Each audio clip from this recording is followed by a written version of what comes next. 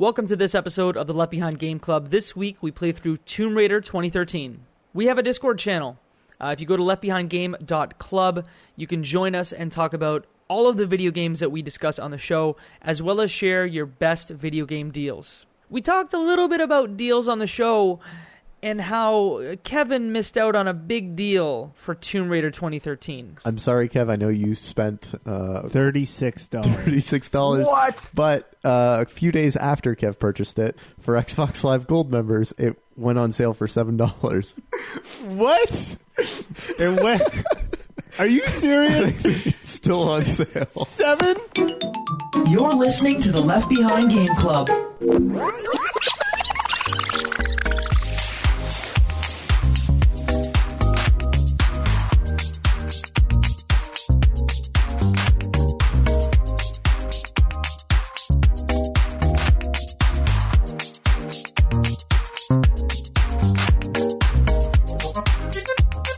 Welcome to the Left Behind Game Club, our never-ending attempt to make sure that no game is left behind. I'm your host, Jacob McCourt, and today I have three friends with me.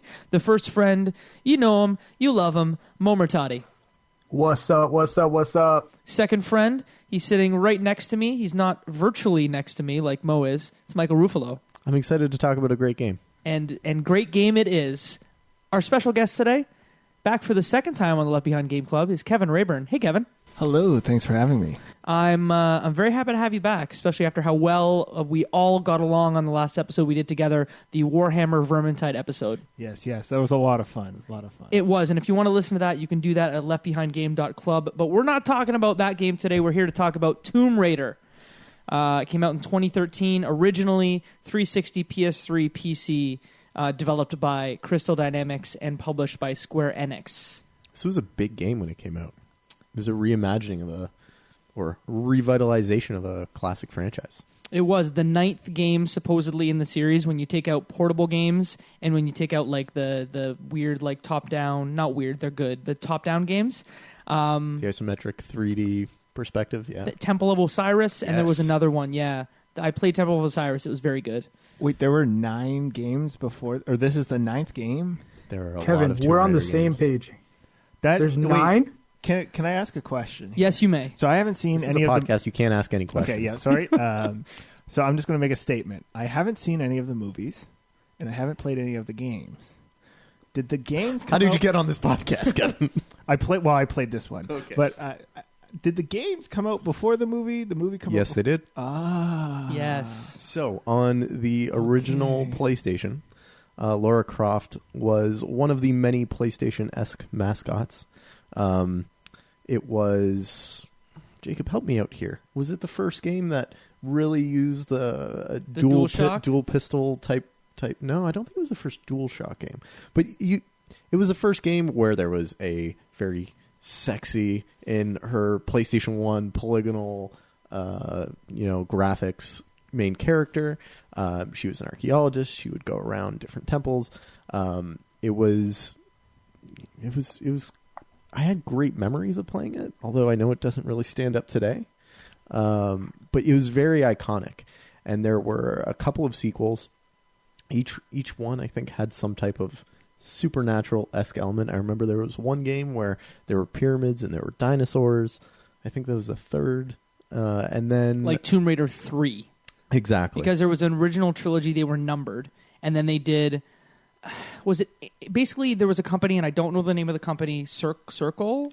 Something like that, yes. Okay, we'll figure that out throughout the podcast. But they were in charge of the series. Angel of Darkness came out on PS2, was not well received. Tanked. And at the time, it would have been Eidos that had the control of the franchise, and they went, hey, we're going to give this to Crystal Dynamics, and they're going to start on their own games. I think they put out 2 games... and an anniversary, like a reimagining of the first game, and then they landed at Tomb Raider 2013, which is a reimagining of Lara Croft. Yeah, and Tomb Raider 2013 was a breath of fresh air in a franchise that had become quite repetitive and stale, with a lot of the same types of puzzles and the same aesthetic and the same I guess, mechanics, the same type of world that it didn't really strike as realistic and grounded. And especially in, the early 2010s, late 2000s, there was that visceral movement where everything was described as visceral. Games that were described as very gritty and real and graphic. And so, yeah, this was in that same vein. Not games developed by Visceral Games. No. Games that were rest visceral. in peace, Visceral Games. R.I.P. We'll play Dead Space someday. I will convince you to play Dead Space. Before we get into the game, I want to ask each one of you your exposure to this game and the franchise, as well as what system that you played this game on. So I'm going to start with Mo. What's your exposure to Tomb Raider as a franchise, this game, and then what did you play this game on? So I have, just like kind of the beginning of this podcast and the concept of the podcast, this was a game I kind of left behind because I never really played any of them, but I've always heard about the game. I've always heard it was a good game, especially 2013, the one that we were playing. And I've always wanted to play, just never had the real chance to. And it kind of just, I might have been on sale, or I might have seen it in my Steam library as one of those games you bought and you kind of never came across. So I knew nothing about it. Got the game, decided, hey, let's play it for the podcast, and played it then. So I know nothing about it, and I started playing it, loved it. Playing on Steam, by the way. It was very cheap for a long time because it was such a surprise for a lot of people at how good it was. It had a ton of acclaim when it came out. So I remember the publisher taking great advantage of that and trying to rebuild the franchise by getting as many people to play this game as they could, and they discounted it heavily. So with that, what's your exposure to the game and the franchise? So I remember playing the original Tomb Raider games on the original PlayStation. I didn't play any during the PlayStation 2 generation because I think that's generally where the quality dipped off a bit. And then I played this game on the Xbox 360.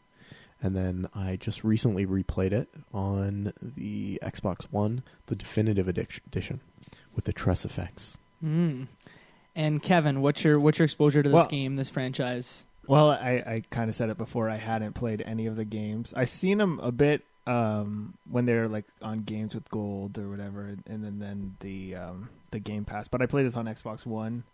I bought it because of this podcast, and that's all the exposure I had. I was going to watch the movie, and I watched the trailer, and then I thought, this has nothing to do with, or it's actually funny you bring that up. Very little to do with, because the new movie starring Alicia Vikander, which just came out, is loosely based on this 2013 game. So I meant the Angelina Jolie. Yes, exactly. I watched the trailer, and I was like, this is very 2003. Is that when it came out? The Angelina Jolie version is very much in the vein of the original Tomb Raider games.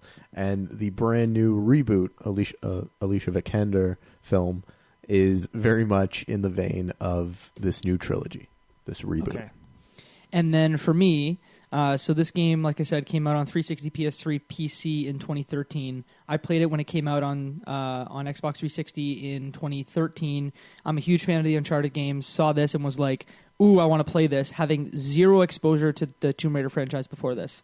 I didn't have a PlayStation until I was into my late teens. And am I imagining things, or did Rhianna Pratchett write this game as well as some of the Uncharted games? Rhianna Pratchett has extensive writing credits. She wrote this game with Susan O'Connor, I believe her name is. And Rhianna has credits for Heavenly Sword, Mirror's Edge, Overlord, and she's worked on other games. I believe BioShock is one of the ones that she's worked on. I don't know which one in the franchise, but one of them. And then Susan O'Connor worked on Star Wars 1313, Far Cry 2, and BioShock. So there's an extensive pedigree of writing for those two. And I mean, you take her pedigree a generation up, and her father, the classic novelist Terry Pratchett, wrote Discworld and some other great stuff. Mm-hmm. So yeah, the pedigree is strong there. Mm-hmm. And I played the game on PlayStation 4, the Definite Edition, which I want to go through all of the credits on this game because there are so many studios that worked on this game. All of them. I want to go through all of them, just who developed the game. Okay. Because there's a multiplayer in this. I don't know if you knew that. I don't know if you explored that. There is. I did not look at it, though. I explored it a bit. It's fine. There's no one playing it. That was done by Eidos Montreal. Nixxes did the next-gen console ports. Feral Interactive did the Mac and Linux ports. And then Square Visual Works did the CGI cutscenes. So all those developers. Let's just get straight into it. What's the story of Tomb Raider 2013? So, video games are not subtle. Okay. I don't know if anyone ever tried to tell you that video games are subtle. But Go on. Video games are not subtle. And so you start out on a ship in the middle of the seas, and the ship is called Endurance. Little on the nose there. And you and your crew are trying to figure out, or you are a member of the crew, because you're young, Lara. You haven't yet formed yourself. This is the formative experience that you're about to embark on or be thrust into. And so you and the crew are trying to figure out where you can go to find the right island where the Sun Queen, Himiko, was worshipped or was, lived. And Lara says, we should go to this island. And people decide to go there. And you go right into, I think, the Devil's Triangle is what it's called. The Devil's Triangle. It's off the coast of Japan. Exactly. And as you approach, a massive storm strikes. And it splits your ship in two. The Endurance is split. And everyone is washed ashore. And thus begins the story of what's the title of this game? Tomb Raider. Just Tomb Raider? That's Tomb it? Raider. Sorry, I have the Rise of the Tomb Raider in my noggin. And Shadow of the Tomb Raider, the recently announced. And you know what? Speaking of that, Mike, it is confusing because when I played this game, I didn't know it was called Tomb Raider 2013 or Rise of the Tomb Raider. I had it in my library and played it. So in case anyone's listening to the podcast. And you were looking for walkthroughs, and it gave you the walkthrough for the PS1 version. Oh, no. This is, you know what? On this podcast, this might be the first game where I did not use any assistance or anything like that, which is a big deal for me. Wow. Way to go. Round of applause, Mo. Big deal. Funny story about the names. It took me about 4 days to get the name Tomb Raider, the definitive edition, because I had a couple free games from Games with Gold and in Game Pass, and I was like, is it this one? He's like, no, Tomb Raider Definitive Edition. I was like, well, this one says Tomb Raider. He's like, no, it's this one right here. And I was like, okay. But you may have had the 360 version, because is the 360 version backwards compatible with Xbox BC? Yes, I think so. Wait, are you kidding? You had the Tomb Raider on the Xbox 360 version? I think I did. But I bought it. I ended up buying it because I was like, you know what?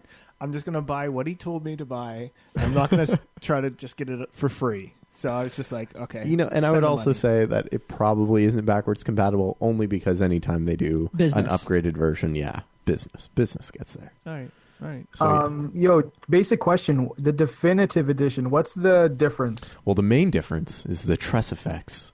You get to see all the hair in its majestic, flowing, full physics glory.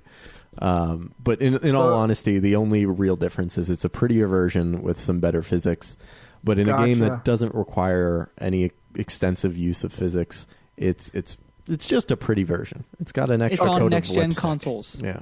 It's also funny that you say the hair and the physics glory, because Caitlin walked in while I was playing this, and she was like, her hair would never be like that in this storm. And I was like, no, it's blowing around a bit. She's like... Yeah, she gets bloodied up and covered with dirt, but her hair was fine. Yeah, I mean, my hair wouldn't look like that if I was jumping around and having to kill people, cover myself with blood. My hair would look like garbage. Yeah, so that's true. I mean, yeah. I want her conditioners. Yeah. Your hair looks amazing always. Oh, thanks. Just leading on after Mike's explaining the beautiful explanation of the actual game itself. One thing I learned earlier on was this is essentially the story of Lara Croft becoming Lara Croft, right? It was like very early on. She was very like scared of everything, was unsure of herself. And as soon as I played it, I was like, isn't this supposed to be that explorer, that confident, like running, killing bad guys, things like that? And right early on, right after that crash of the Endurance, all you see is Lara has no idea what she's doing. And this is like the beginning of Lara Croft. Mm-hmm. And, they have... Again, it's tough to come into this game with that expectation that she's not already the badass that she is. But they do a very good job reminding you that she's not the badass that you expect her to be, or that the legends, foretell. And I think the one thing that tipped it off very early to me was that, that they were smart about that, was very early on, you stumble across the shore after you make it through this horrendous cave with this primitive islander that's trying to capture you. And this is Matthias, right? When you meet the bad guy Matthias right away. After you get through that, you meet up with Sam, I think is her name, and there's Matthias there, and he tries to pass himself off, I guess, as someone who was on the ship, but Lara doesn't recognize him, and for me, that it was a lack of believability there. Yeah. And so you pass out, and when you wake up, they're not there. And, you go through the trials of the game, and you meet up with one of your compatriots, and he says, like, you girls shouldn't go off alone. Mm-hmm. And, it really, for me, brought up the moment of, like, oh, yeah, like, in his mind, these are just two girls, and Lara's not strong enough to be off on her own. And in anyone who's approaching this game with any experience in the Tomb Raider universe, that she's amazing. She can do anything. Yeah, the one thing that I failed to remember, so I played this game before, back when it first came out. When I replayed it, I had forgotten how quickly they drop you in. It's like, hey, you're on a boat. With the violence? No, not with they do drop you in quick with the violence, but I mean even quicker with the story. They're like, hey, you're on a boat. Yeah. Hey, you're on this island. Hey, you're crashed. Boom. Like within 3 minutes, you're off the boat and like starting the game. And I just remembered there being more setup than that, right. But the setup is kind of sprinkled in as you go. But I was it was almost jarring how quickly you're like, oh, Lara's on an island. Oh, Lara doesn't know anything. So if you are coming at it with zero experience or zero knowledge that this is a reboot, you might go, this isn't Lara Croft, right? Exactly what happened. It's also super effective, though, that they don't have that massive setup explaining everything that's happening, because it allows you to empathize, I think, a little bit more with Lara as a character, because you're kind of as fresh and don't know what's going on in the same ways that she's in this new experience and doesn't know what's going on. It breaks down some of that barrier of empathizing with the character and putting yourself in her shoes. And she learns really quickly, because she learns the first golden rule of life: don't talk to strangers and don't leave your friends with strangers. Don't pick candy with strangers. Yeah, that's like, don't leave your friends with like older men who look like they're up to something. Because as soon as I saw Matthias, I was like, don't trust Matthias. Yeah. He has so many like keys and metal pieces around his neck. I'm like, don't trust a man who has spare junk around his neck. Yeah. Also, like you could tell that crutch that he had under one arm was definitely a fake. Also, I think everyone early on got the sense that like you shouldn't trust Whitaker, I think was his name, the boss. Yeah, Whitman? James Whitman. Dr. James Whitman. Yeah. Whitman. He was, I think everyone knew right from the beginning. Yeah, this guy is spineless. He's a little bit of a snake. You don't trust this dude. Mm-hmm. I didn't. I didn't until later on, and then you found out just a little piece, and I was like, oh, it all makes sense now. Yeah, like, that's why you haven't seen him all game, and he's always like in the back pocket of Matthias. Whoever has money. For some reason, he reminded me of that chicken robot from the Sonic cartoon. just the way he was talking. Sorry, this is not a cultural reference I share. Okay, maybe he's Tails then. Anyway, let's just move past it. But yeah, he's a spineless jerk, and he's going to cause you problems. And you have all these other crew members too. So you have Roth, who's like the sweetest dude. Mm-hmm. Like I want Roth to be my grandpa, because I never had a grandpa. And Roth would be a great one. Oh. Sam Nishimura, who their family like sponsored the expedition, and then there's a bunch of like side characters that like were never developed. Reyes and Alex and Jonah and Grimaldi, who just like throughout are just cannon fodder. Yeah, delicious cannon fodder. Yeah. So, do we want to give like a fast track through the story? Yeah, she basically wakes up and she's hung upside down in a cave, and you have to escape the cave. Once you get above the cave, you meet Matthias, and that's kind of when the game really starts going, because she gets a bow and arrow soon after that, right? Yeah. So you have to. They have a really great moment where you have to fend for yourself, and you have to provide for yourself, and you find the bow and arrow, you find some arrows, and you have to go hunt some deer in the forest, and the deer make some. For me, realistic sounds, as if you're hunting and hurting them and killing them. And then she doesn't seem pleased about having to do any of this. And, you kind of see this being an experience that like no one wants to have, but is necessary for her in the moment. Yeah. With the deer, did you guys before I even get to that, what difficulty did you guys play this game on? And did you ever need to actually kill deer animals to like regain health or anything? Was there an actual purpose of that besides them showing you like the survival aspect of the game? They gave you XP. There was no like specific like need to eat food, but if you gathered oranges or killed rabbits, rats, warthogs, they would give you HP if you skinned them. Mm-hmm. They wouldn't give you like skins or resources, but you would get XP from that. It's not far. XP, okay, because you said HP for a second. Sorry, not HP, XP. Because I was going to say your HP just kind of... Yes. Did anyone actually go for that little XP boost by killing them at all? No. I would. Didn't they give you salvage material or anything like that too? Yeah, so you could get an upgrade that would allow you, when you skinned an animal, you would get salvage from that animal in addition to XP. Mm-hmm. Yeah, I didn't really take advantage of that at all, and I found like the XP that I was getting from like discovering boxes and just playing the game in general, I got enough to upgrade almost everything to like its max or like 80% of like the upgrades that are available for each weapon as you progressed. It didn't seem like it. When I saw it, I was excited. I was like, "Oh, another thing I can do to collect points or do something." But it didn't really. Mm-hmm. It was like a feature that was put in that wasn't really gonna help you progress in the game or even be part of the game itself. I think it was there for people who didn't have an intuitive sense for where they should be exploring.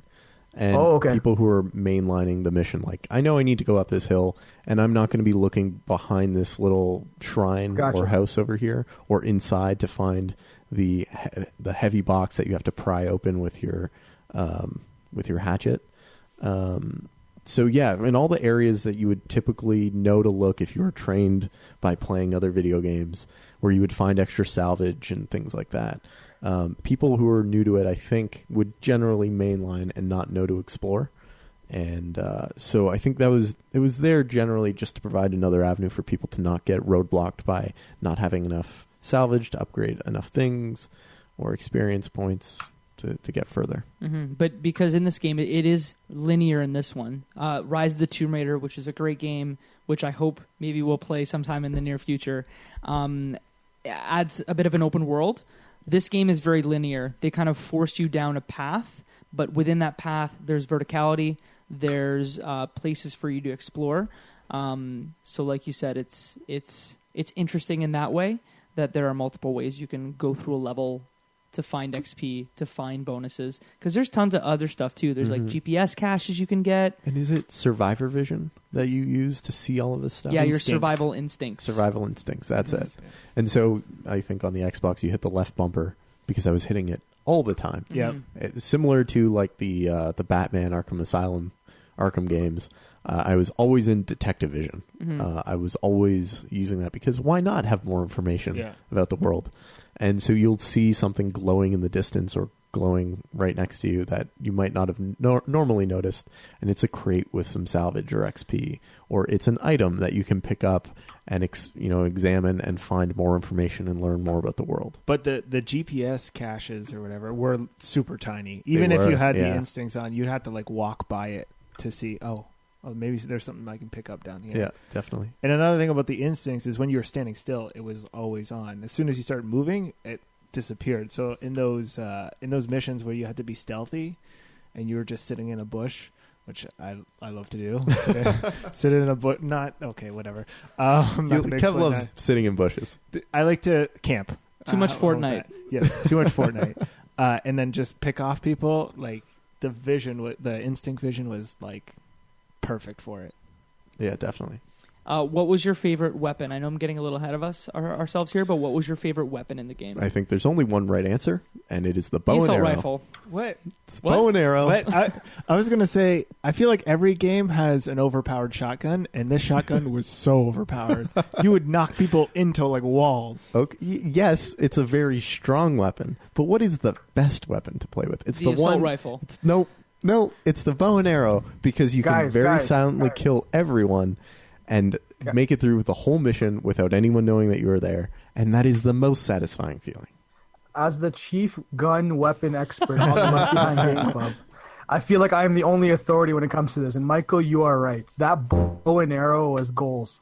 It was overpowered. I love that bow and arrow. The shotgun I felt was not that powerful, and I don't know. I never really used it much besides having to clear those, like, whenever you're sliding down something, you have to blow away some debris before it stabs you in your brain.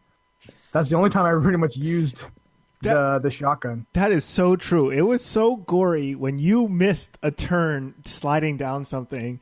It would just, like, you'd be skewered from, like, head completely. Quite literally. Lara got impaled a lot in this game. Yeah, I think within the first it was like 5 shocking minutes. too. It was like I was expecting some violence and all that, but that was the one time when I'm like, this is a little too much, and it caught me by surprise.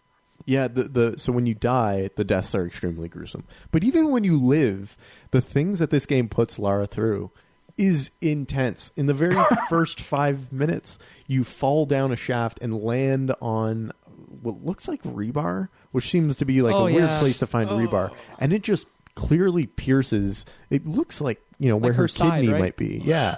And she just gets up and is clearly in some amount of pain, but you don't see her like hobbled or, in distress throughout the rest of the game, even though this is all taking place within a very short period of you being impaled on multiple occasions by this stuff. And let me just also point out, without breaking believability and plausible deniability, believability, it's a very dirty environment, and I'm sure infection would set in very quickly, but I'm going to set that all aside. Sepsis is a thing. Exactly. Especially rusty rebar. You're forgetting that through that cave, the answer to all the questions was burn it. And you'll get through it. So I feel like she just soldered her wounds. Cauterized it. That's it. That's it. Sorry, soldered is with metal, whatever. And so cauterized her wounds, and it was like, okay, I'm good for the rest of the game. I feel no pain. Anytime I get hurt, I just heal up right away. At one point, she's surrounded by Matthias's men, and she's laying on the ground, and 3 large men begin to punch her in the face. She's laying on her back, and 3 men are just punching her in the face. Lara's not a big girl. No, compared to these men, she's very small. She's small but mighty, but at the same time, like, you could have a 6'4", 300-pound man getting beat in the face by 3 men, and like they wouldn't take it as well as Lara did. Mm-hmm. Like Lara was a champ. Mm-hmm. She survived 2 aircraft crashes. I think the punches in the face are nothing compared to surviving that. And I can't remember when that other fall was, but I think it was one of the when you're sliding around and she slams her ribs onto the branch, falls like another 100 feet, and then just walks up, dusts herself off, and says, "Okay, let's keep moving." I kind of like the believability of this game, where they're like, yeah, so she went from 0 to 450 kills within 3 days. The first kill was very traumatic. Also, yes. Yamatai and what was it? Am I mixing up names? No, Yamatai is the name of the island. Yamatai and the sun god Himiko. Thank you. Himiko also exists and stuff. So I'm like, I get it. They like. There's a little supernatural in this. Yeah, game. But they go with it, with everything. I mean, the supernatural is not more far-fetched than her killing 400-plus Russians on this island. Yeah. Mm-hmm. So we talked about the first kill of the deer. That, to me, was one of the tent poles. But then there's the first kill of a man. And to me, it's like, if there are 3 tent poles, I think I wrote it down, it's like, kills a deer, kills a man, kills everyone. Kills a god. That kills a god. Spoilers. I don't want to sidetrack, but can we back up between deer and man? Yes. I believe there's a scene where she gets caught in like a bear trap or something, and then these wolves come launching out at her, and you have to bow and arrow. That was so cool. It's a great moment. It was so cool. Typically, you would make that a QuickTime event, but they didn't. In a game that has many QuickTime events, they just slow down time, and they give you that badass feeling of, I, in slow motion, shot my bow and arrow and killed 3 wolves that were lunging at me. Mm-hmm. Because all you see in the bushes is like, you see the wolf and they're like circling you, but like at once, like you hear the ruffling of the leaves, you see the shadows, and then all of a sudden, here come the wolves. That was a good impression. Thank you. That was the one thing about this game in general is there was a lot of those like, wow, this is cool moments. The biggest thing I think I mentioned in our Discord chat was there were so many times when you're doing something simple as like climbing ladders or walking up a staircase, and the camera angles that it would switch to while you're moving kind of made you go, wow, this is cool. This is like, it was such a simple thing showing you a different perspective while you're walking around, but it gave so much more to you as a player. Definitely. Those camera angles were fantastic choices in the ways that they, showed the world to you. But I think it's also worth highlighting how well put together the world is. The world looks always visually interesting, and there's a lot of variance. There are some areas that are very flat, that have a lot of buildings. There are some areas that have a lot of verticality. There's also multiple levels to each map, in that, like, oh, you can cross here by balancing on this fallen log, or you can climb up and drag yourself up these different jumps. So yeah, the camera angles were fantastic, but I think a lot of that had to do with how well the levels were designed. Yeah, and each level had like its own sort of weather, because weather was a huge part of this game, because Himiko was the... I'm doing it. Yamatai. Himiko of Yamatai. There you go. Himiko of Yamatai was the sun goddess? The sun goddess. Sun queen. Sun queen, that's what it was. Yes. And so she controlled weather. And so like it'll be sunny and shining, and then you'll walk through a door and it's just snow or windy. And I think that they did a really good job with that as well. Yeah. One of the things that I had to do, I had a dad moment where she was wearing like I think I had the same tank one. top and pants, and I'm like, Lara, it is really cold out right now. Can you please put on a jacket? So in the definitive edition, there's like 8 costumes. So I found like I like, without being weird, I sometimes role play the character, right? So I'm like, my character's cold, she needs a jacket, so I found a jacket. I did the exact same thing. The first time you opened the door and it snowed, there was a campfire right behind you. I was just like, no, Laura, you can't just go around walking with short shorts. I go back, I put her in a vest. I kept the vest on the entire time. I was like, she's warm. No, you guys played with Barbies. Yeah, no. So what? Wait, so you did the same costume the entire time? I played one costume the whole game, and it was the archer's costume because I only use the bow and arrow. And if we're gonna do this, we're gonna do this right. So does she start in the archer's costume? She doesn't, but I mean, okay. The so very first we opportunity did one wardrobe change, just like you, Roof. Realism, video games. Yeah. Mo, what were you gonna say? Sorry. Yeah, no. One of the things, the funniest thing, you guys are like kind of like. You feel that she's cold, you feel that she's warm, and you're dressing her up. One of the things I found with this game in general is like I felt like it made me believe the story and the person.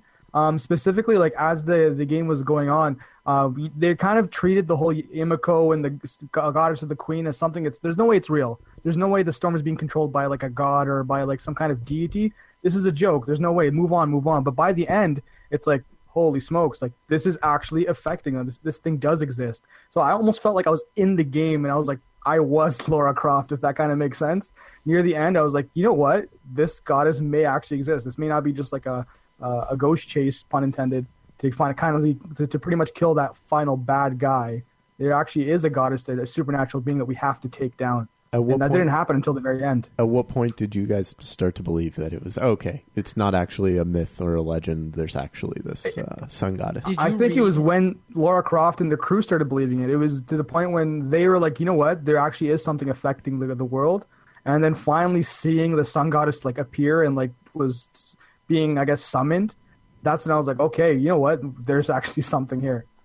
For me, it was. Did you do a lot of reading of the the journal entries and the papers? Because in that there's like a tonal shift as you go. Of like at first it's like, oh, Laura's inexperienced, Laura's crazy, and then they start to give you the lore of the island and the lore of the expedition, and then slowly but surely they add in like the supernatural aspect to those journals. I thought that was really well done. Mm-hmm. Jacob, what do you think? Did I read those? Yeah, I was going to say, side note, you didn't actually have to read them. They read them to you. Yes, they did. So that was a great point. A great little part they put in this game. I love that. I think the point that I started believing it is when you see the Oni for the first time, the demon samurai. Oh, yes. Yeah, you're right. That's it. Because at that point, like, how can you deny these samurai that are running around? Yeah, you see a different type of people, not just all these Russian guys. You see the... Yeah. In typical video game fashion, they near the mid to end of the game, they start adding in a new, more powerful type of bad guy. Yeah, and yeah, it's the Oni, these demon samurai who are there to protect. Also mummies, because they're like their faces are wrapped. Is that kind of what happened? Yeah, something like that. Mummy, zombie, samurai. Sure. So wait, were those the same people that were in that cave all chained up, like around where the natural gas explosions happen? There were these weird people who didn't have any weapons. They were just kind of white and almost faceless. Maybe that's what it was. I just took that as because there's like Matthias's followers. I took that as like Matthias's followers continue to capture everyone that comes on the island, hoping that one of them is the Sun Queen, so that they can supposedly get off the island, and they just capture anyone that gets stuck. Because what happens is anyone that comes in proximity of the Dragon's Triangle basically gets struck down and on the island. So we've kind of jumped around a bit in the story. Let's try and find like a common thread through it. So we stop with wolves. That's kind of where we spoke last. Should we go to Lara's first kill? Yes. So you're captured because what is the name of the guy with no spine? Whitman. So Whitman makes a chump move and has a weapon and is confronted with two people, and they tell him to drop the weapon, and he says, yeah, okay, that's a smart idea. And Lara's like, no, what are you doing, idiot? And so you're captured, and you're captured by this group of mercenaries who are Russian. And I believe the leader of the Russian mercenaries, his name is Victor. And so you see your friends and other people who are captured start to be killed, and so you hide and try and escape. And it's the stealth mission. You make it through, you get to the very end, and you think you're free until Victor shoots a flashlight into your hiding spot, sees you, forces you out, and starts making advances on you. And it's almost a situation of sexual assault, and it's a quick time event. And Lara knocks him in the junk, and then he comes back, and there's a tussle, and Lara ends up taking the weapon and pounding the X button on the Xbox very quickly to get the weapon up to his face, and then you pull the trigger, and it's her very first kill. And it is hugely impactful, or at least I found it to be very impactful. Did you guys find that same thing? It was very visceral. Yeah. Yeah. I completely agree. Especially because he doesn't die immediately. You hear him wheezing and twitching. And gurgling too, right? Gurgling on the blood that's pouring out of his skull and into his throat. This game is very violent. One thing that I found, like you were saying, you all connected with Lara. Anytime... Lara. Sorry, I get it's that... Lara. Lara. Lara. Laura. Go sit in a bush, Kev. And so the first kill was like intense and crazy, but then anytime you walked up to a mission and you saw like ammo crates, I instantly got anxious. I was like, oh, Lara, you didn't kill anyone before this, and now you're going to kill like 50, 60 more people within the next 10 minutes. Like, I felt it in my stomach. I'm like, I wish this was just like a puzzle mission. Can't this be a puzzle mission? You just wanted to step on things so that your weight would trigger another thing that was falling. Yeah. And then set something else on fire so that you'd be able to get these crates down the river. Exactly. And not have to just murder everyone in your sight. Mm-hmm. Yeah. It was the progression was pretty slow because at first you only had the bow and arrow, right? Mm-hmm. And it was a very simple like makeshift bow. And then you got a pistol. And then you got an assault rifle. And then they started upgrading your weapons. And to me, the kills were slower. The men weren't armored. Like the progression of upgrades, of weapons you got, of the men that you were facing, the quantities of men. Like there was obviously a lot of thought that was put into like, let's write the evolution of Lara, but let's also deliver on her evolution through gameplay. Mm-hmm. Yeah. They do a very good job making you feel like you go from very weak and not sure what's happening into the world to being, I am the master of my ship. There is no force that will get in my way that I cannot overcome and conquer. And Lara does exactly that. Yeah. She killed everyone. She kills everything. Mm-hmm.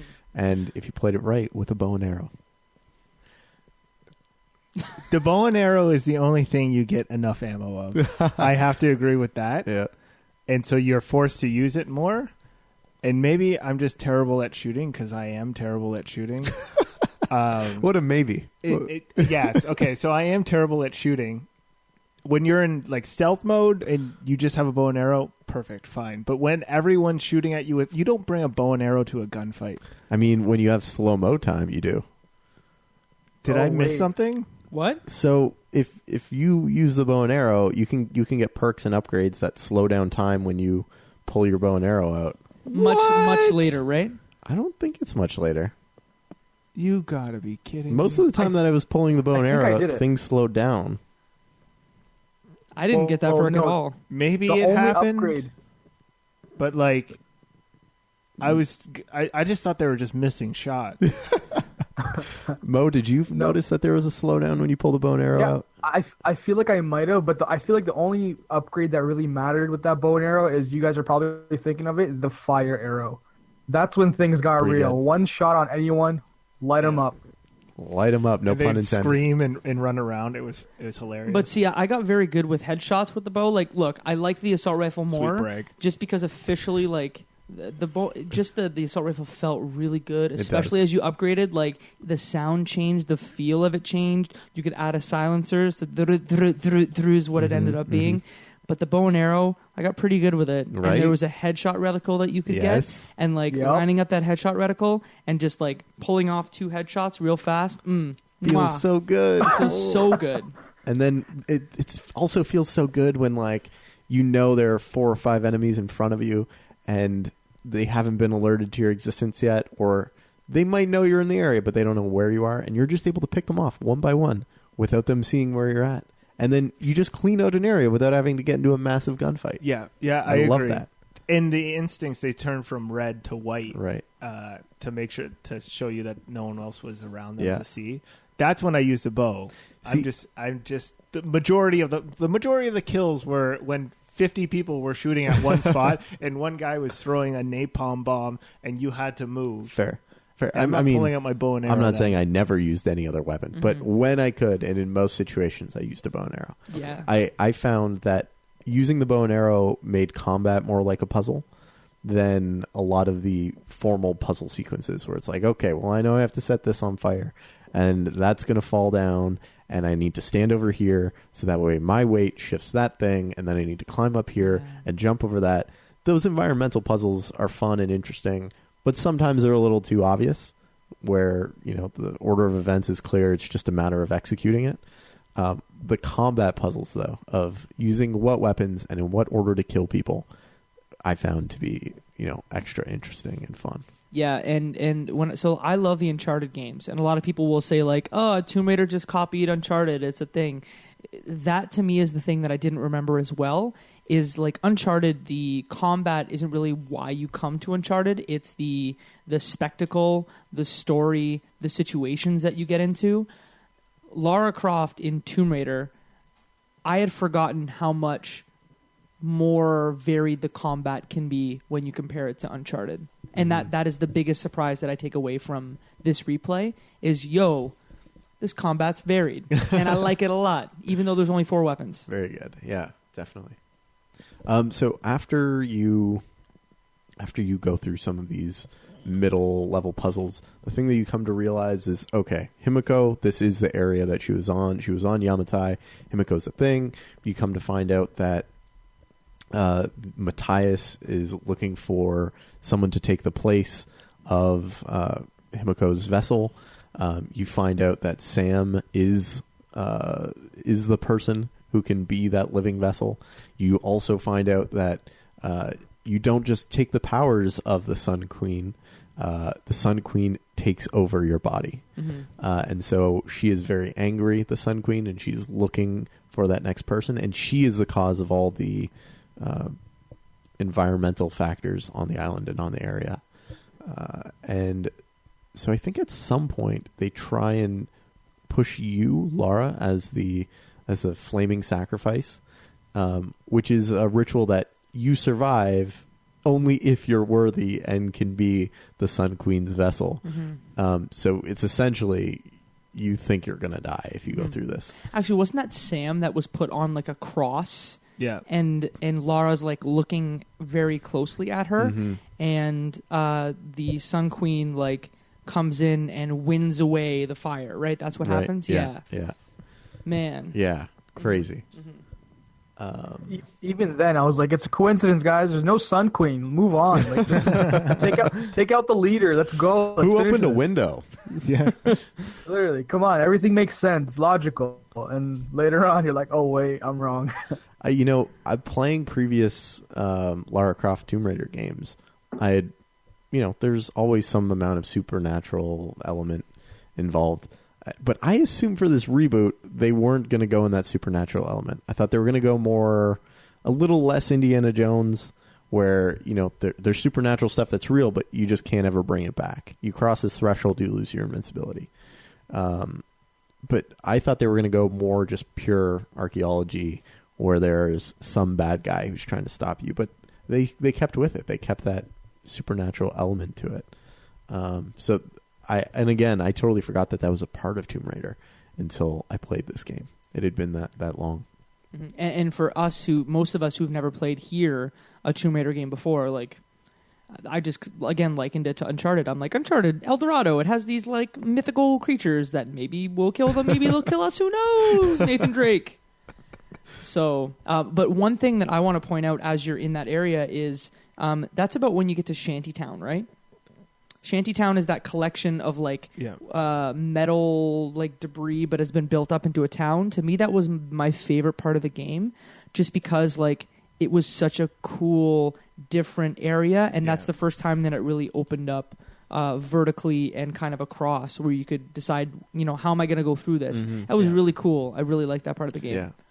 So I love that part of the game, but the one thing that made me hate it is how many times I died within Shantytown. I felt like it was the hardest part for me. What mode did you play on? Normal. Okay, Jake? I should have played on hard, but I played on normal. Same. Mo? Wow. Easy peasy, beautiful cover girl. Soft boy squeezy.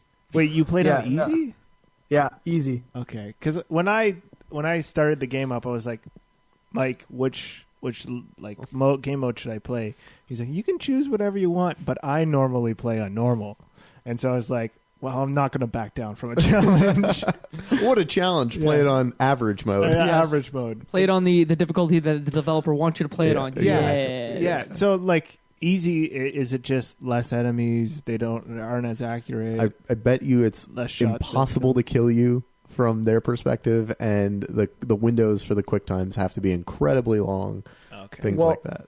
Well, with playing easy mode, the one thing I kind of regret was actually playing on easy mode. There was, that final big demon bad guy, the gigantic guy. That fight with him was way easier than I would have wanted, because I took him down relatively quickly, and I was expecting him to be a formidable opponent. I don't know about you guys. I didn't die a single time during my playthrough, except for getting skewered. Except for getting skewered on those sliding gameplay thingy where you're in the water or on a dirt road. Besides that, I didn't die from people. I always had time to recharge health, and it was very, very easy, just like the name. I died from a lot of gunfights and then also a lot of drops. Laura just fell to the bottom of the earth so many times, and one was the last kind of sequence, last mission. You're climbing on ice on some part of it, and I'm very close to the final boss guy, and I fell, and I was like, wouldn't that be a shame if Laura came all this way just to fall 2 minutes away from... That's just the end of the game right there. Yeah. Roll credits. So the one thing I really liked about the game that we haven't even touched on yet was every time you get to a challenge or I guess a puzzle to progress, the coolest things was manipulating the landscape to break the landscape itself. So those there's always a pendulum puzzle where you have to use your bow and arrow to attach onto a giant pendulum, pull it back, and break an aspect of a building to kind of progress. That in itself, those puzzles I found were super cool. What about you guys? Yeah, and I found those puzzles were mostly in the tombs, and I don't know how many tombs did you guys complete. I completed I think 2 or 3. But same. I want because I get anxious on the shooting part so much. I wanted to just do the tombs, but I was like, I gotta get through the story just to see what happens. And I feel like I'm going to go back sometime this week and do all the tombs, because those were my favorite part of the game because of all the little puzzles and stuff like that. The same thing here. Like, I know when I played the game, I kind of played it on my own pace. I had quite a bit to play because I think I was the first one that started it to go through it. Those tombs were pretty cool, and it got to the point where I'm like, you know what? If they had if this was like in the next game coming out and they had just nonstop tomb after tomb after tomb, like a puzzle type game, it'd be a nice little break from a traditional storyline and just kind of going through and solving unique landscape puzzles. Like Portal, where it's just puzzle after puzzle after puzzle. You get exactly puzzle. You know, this time playing through the game, I essentially mainlined the story. I didn't go for many side quests because I had experienced them and I generally knew what they were. But I definitely wish that I had gone and played some of those, just because they were a great way to break up some of the progression of the story, to add some spacing to it, and to have a little bit more fun with those environmental puzzles. Yeah, I would say, given it's my second time through the game as well, I did play a few of them only because I wanted the XP, because the XP you got out of a tomb was like 1250, and let's just say like killing an enemy is like 10 XP, and you get 1250 from doing a tomb, and they aren't that like difficult or time consuming. They're easy. Yeah. They are easy. Some of them like take a couple minutes, but no more than like 5 to 7 minutes to finish one. In Rise of the Tomb Raider, I don't want to spend a lot of time on this game, but the tombs are a lot bigger and better, and there's more of them, right? You've played Rise of the Tomb Raider? Rise, no. Let me tell you, there's a lot more. They're bigger, more intricate. So if you like that part of the game, Rise of the Tomb Raider, you're gonna love it. Okay, can't wait to play Rise of the Tomb Raider. One thing that I loved about this game is the enemy AI was super smart. One of the things that I loved is how they would regroup, and a lot of the time they just go forward at you, like in other games. But in this game, they would duck around cover, they would go back from cover, they would come at you like more than one at a time and push on against you. And I really appreciated how smart the AI was in this game. It was also a nice touch to have them yell to each other updates about what you were doing and where you were, because it seems like something a group of people would actually do. Yeah. Whether it plays into the actual AI of how the AI operates against you, probably not. But it's a nice, visual touch or displaying touch of how smart that system was. She's reloading. Yeah, exactly. She's reloading. Or the I love it that like it was 10 grown men like, get the girl, and then they all die. Like, it's 10 of you against one, like multiple She's never times. killed anyone until 10 minutes ago. And now she's just picking She people just murdered all of you. Yeah. Yeah, but Himiko. Yamatai. Himiko of They Yamatai. It exists, yeah. The Sun Queen is a thing. Yes. One thing I didn't love, though, is the side characters. I don't think that there was a single one that like Reyes, I thought was super. I mean, that's her role to be annoying, but like, I don't think any of the side characters were well developed at all. That's like my one knock against the story.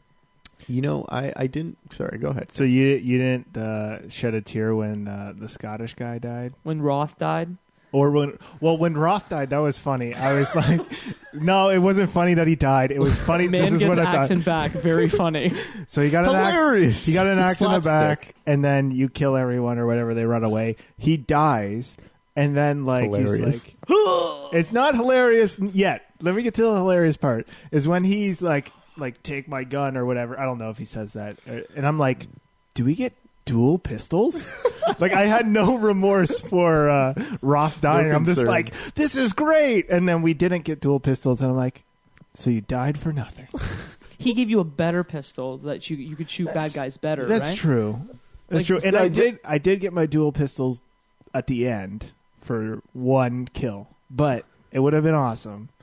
I don't think this is kind of off topic, but kind of on topic because you brought it up. Dual pistols are overrated. You can't be precise. You're just kind of like spraying and praying. They're not as powerful as like a submachine gun.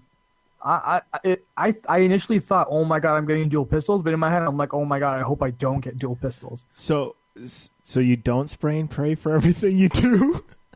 I thought that was That's standard operating procedure for Kev. He's just like, let me close my eyes and pull the trigger until I need to reload. Then I'll open, reload, and close them again. Towards the end of the game, I learned you just shoot one or two, go back into cover, shoot one or two. You just got to be patient. I know. I think I'm progressing as a video game player here. Kev, when we first started playing video games, Kev was the epitome of no chill.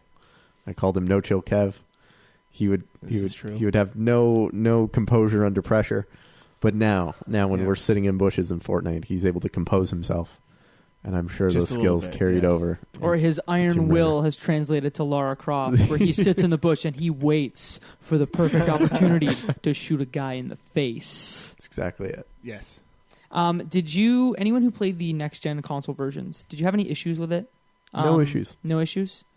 No issues. No issues? None that I can think of. No. Okay. I played the PS4 version, and I had it crash on me a few times. Yes, that did happen.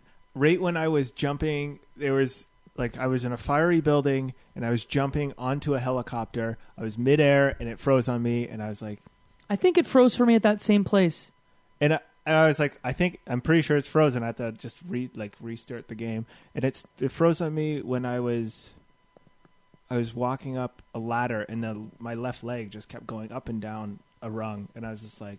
Okay, let's restart this. So it happened twice. I forgot about that until you said it. Thankfully, the checkpointing system in this game is very generous. Yeah, very generous. So, you might freeze, but you'll be back 10 seconds. So, which is so great in a game that often puts you in positions that you die.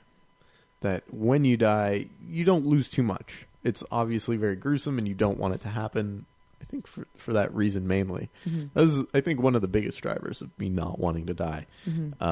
I just didn't want to see Lara get destroyed or have an arrow go through her head or something. It was not pleasant. So now I have a bad story about the checkpoints. There's one mission where you're supposed to be completely stealthy, and it's the one right before you go through the wolf cave or whatever it's called. And so there's kind of two sections of it. You kill everyone in the front part before the fireplace or the campfire, and then there's 3 people guarding the entrance. And so I went around super stealth for about, I'm ashamed to say it, 25 minutes. I was super stealth, guys. Just hang with me. You were inchworming along, is what you're saying. Exactly, yeah. You had all the chill. I was trying to get the killer headshot every time because I had just upgraded to get the 20 XP instead of 10. And so I get to the final 3 people in front of the tunnel, and I start firing arrows at them, and I think I was firing from too far because they're flaming arrows first off, and they were just stuck in midair because I think I was in approaching it from the right side, and so then I finally got to the right side and I started shooting at them, and the wolves came out of nowhere and ate me, which I didn't expect it because there were no battles with wolves except for the first one. And then it restarted me from the very beginning of that mission, and I had to spend 25 more minutes killing everyone again. I ended up dying again, and then I started from the beginning, but there's no people in the front part of it. So it was smart enough to not make you through it, make you go. He struggled so much. I think I know exactly where you were, and I experienced kind of what you experienced, except for me, I died when they sicked the wolves on you. They're like, here are these wolves, and so I think I died by the wolves the first time. Yeah. But you got put back to the fireplace, maybe 100 feet from where you were. Yeah. And they cleared everyone out except for the men at the top of the hill with the 2 wolves. So again, largely checkpointing worked. For you had one issue? It's just one instance in the whole game it didn't work, and it annoyed me, but then it worked the second time around. So there must have been, it must have timed out. It was like, this guy can't be serious. We're not going to save again. Well, I mean, if it makes you feel any better, I had an instance where it was like a pirate ship, and men were jumping from their wire down into the pirate ship. Yeah. And there was a spot in the pirate ship where there was no clipping for the floor, so guys were disappearing into part of the pirate ship, and they just started coming back. They were popping back up. They're like, oh, we're gone. Oh, we're back up. If they stepped in this one area. But again, largely the game for me was it worked. Yeah. Mm-hmm. Yep. And that's kind of when you get to the final piece of the game, which is the final confrontation against this big, soldier, was Yoni? Oni. Oni, O-N-I. the big Oni, and then the Sun Queen and Matthias, right? Mm-hmm. That big guy, he was tough. Well, He's a big dude. He's real tough. He's a samurai. That big guy, like the big monster guy, you see him like throughout the game, and he's the first glimpse of like the supernatural. But in my head, I don't know about you guys, because like I kind of became Lara Croft. I saw him and I'm like, there's no way I can take him down. That guy is gigantic. He's wiping people around. He's dragging a giant like pillar, which he's using as like an axe / mallet. And I'm like, there's no way. Something has to happen for him to get killed, and I can't be involved with it because I can't help at all.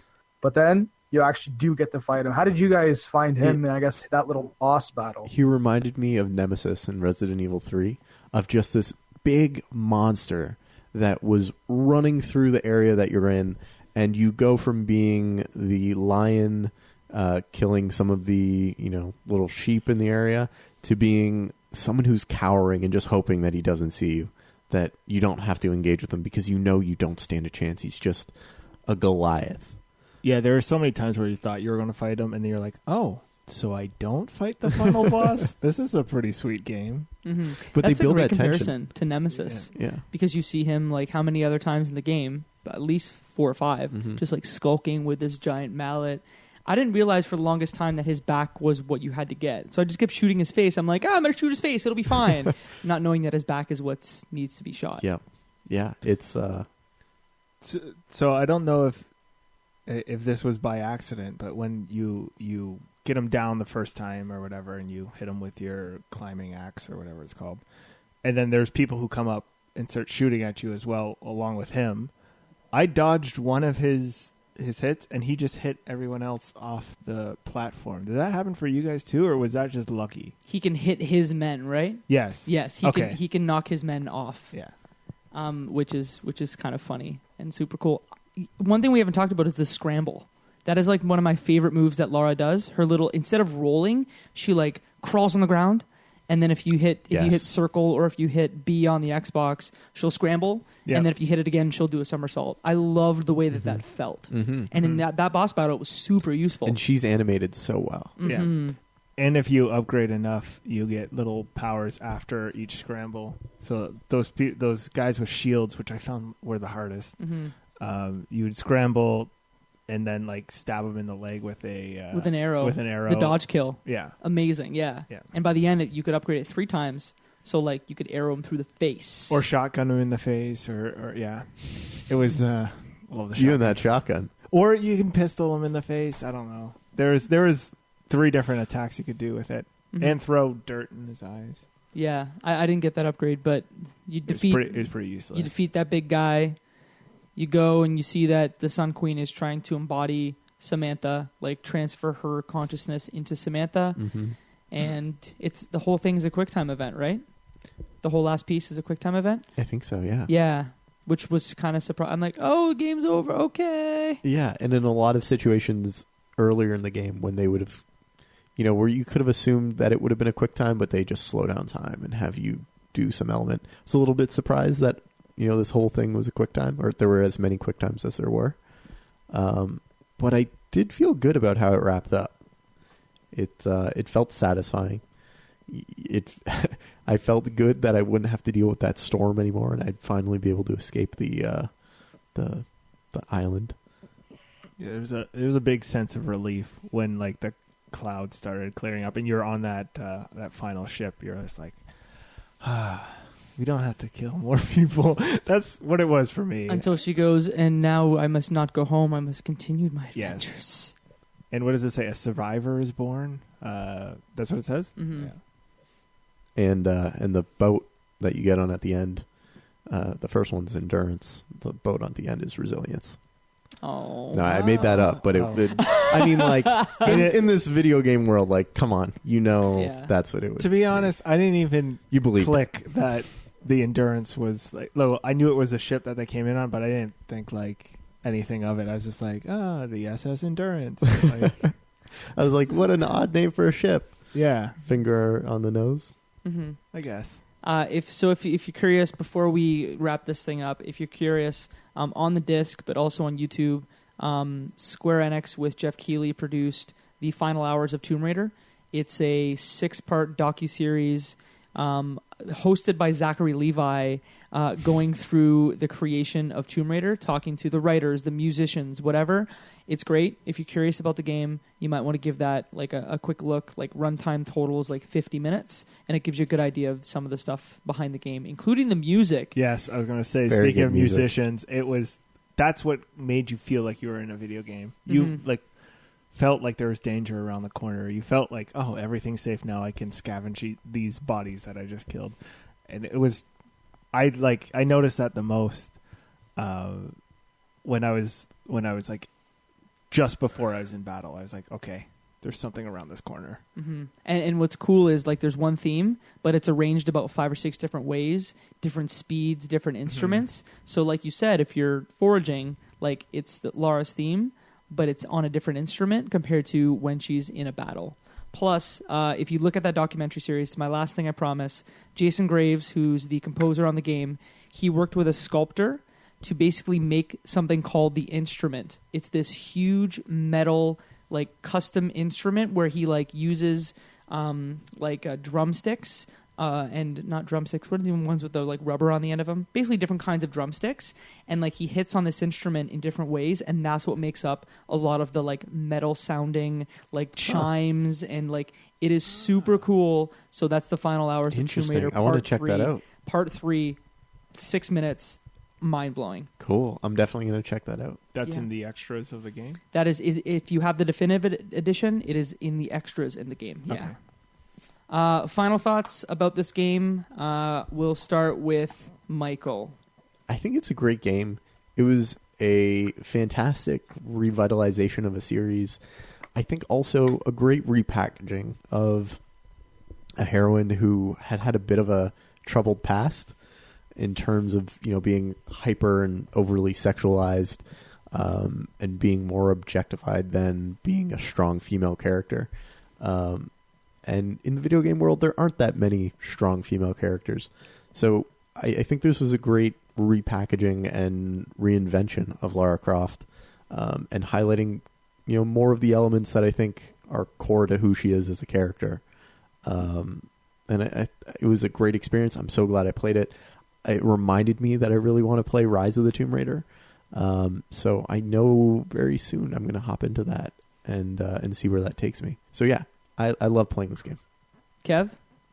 So at the beginning, I played it. The first day I played it, I was sick, and I didn't have a great time. And then the next day, I was just like, okay, I got to give it another try. It's about mindset, and it's so about mindset when you play video games, because it was an awesome game. Like, the killing, I get it. It's good.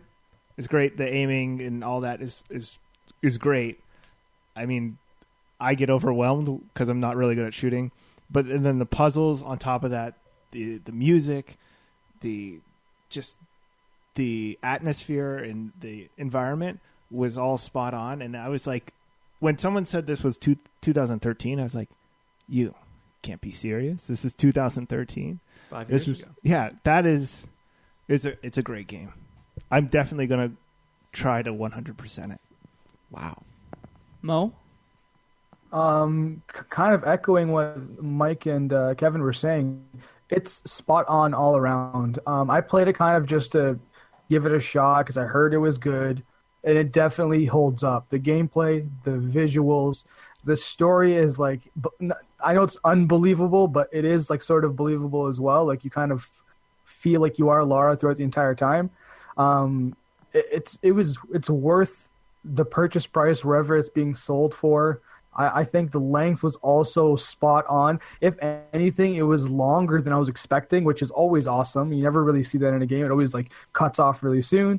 When the game is over, you're satisfied. Like everything is wrapped up. The story's like finished, and it makes me just even more excited to finally like have played a Lara Croft game. And now I'm definitely going to be playing the next one after playing this one.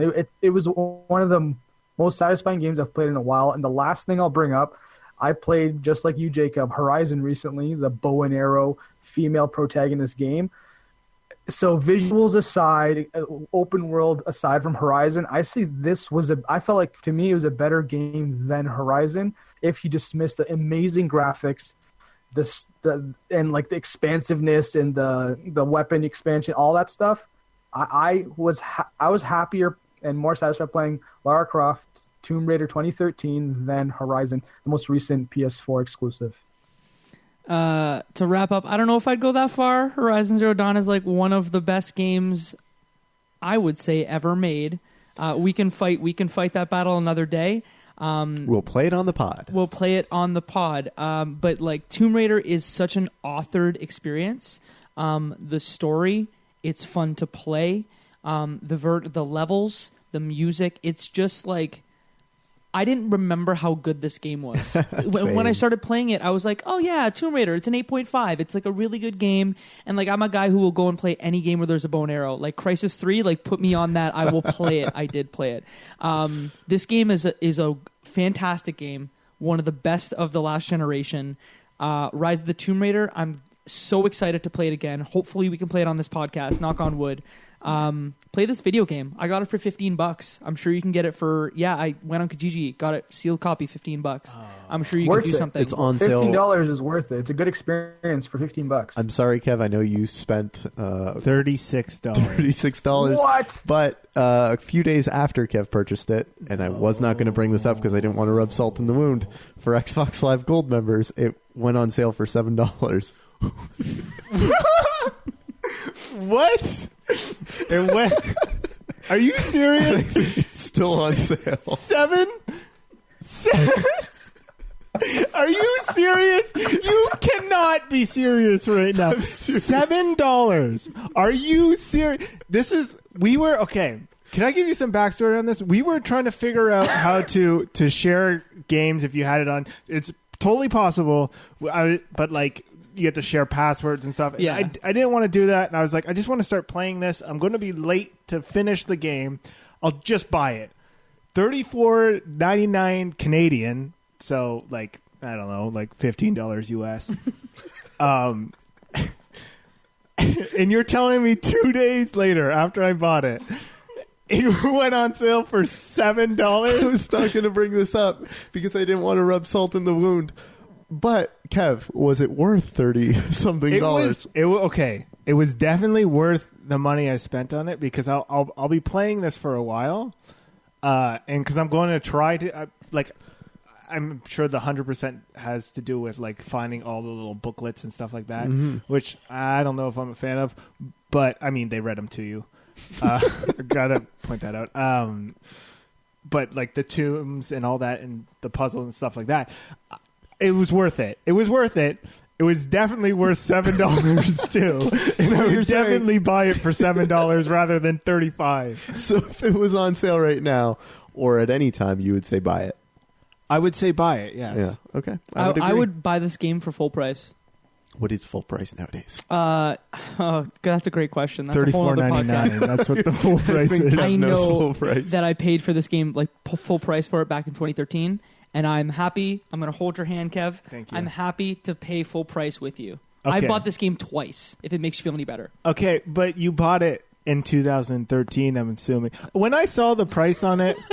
Sorry, let me go back to this. When I saw the price on it, it is 2018. That is 5 years after this game. And I saw the price on it, and I was like, that's a little steep. But you know what? I'll do it for the pod. And I bought it. And I was like, you know what? I'll deal with it a month later when my credit card bill comes in. Isn't Rise of the Tomb Raider about like cheaper than $35 now too? So I have it free. Oh, that stinks for you. What, Rise of the Tomb Raider? No, that you had to pay $35 for the game. I enjoyed the game though. Maybe you send us an expense report and we'll take care of it. No. We aren't gonna take care of it. You sure? No, we're not. It was worth it. That's my final point. It was worth it. I don't know if I'd pay more because I'm pretty sure I paid full price. I definitely paid because you can't less. Pay more than that right exactly. now. Exactly. It was great. It was a great game. It was worth it. Speaking of things that are great, Michael, do you want to tell anyone listening about our Discord channel? So if you enjoy these discussions, listening to the pod, and you want to meet like-minded folks who also enjoy these discussions, you can go to our website, leftbehindgame.club or leftbehindgameclub.com, and you'll find a link right dead center, a link to our Discord. You can join, talk to everyone. We are constantly posting game deals, like when when Tomb Raider 2013 went on sale for $7.50, and many other deals like the Humble Bundle deals and any great game deal online. Come hang with us, chat. We're always excited to welcome new people to the fold. Did you post the Tomb Raider? Yeah, we did. Okay, I just don't pay attention, I guess. I'm sorry. That's okay. I'm sorry. If you want to talk to Kevin, rub salt in his wound, you can find him on the Discord channel for the Left Behind Game Club. And you can find that at leftbehindgame.club. Exactly. Michael, where can the people find you on the internet? Find me at Ruffolo M on most places or michaelruffolo.com. Mo, where can the people find you on the internet? You can find me at Murtadi across the board. Kev, are you on the internet? I am not.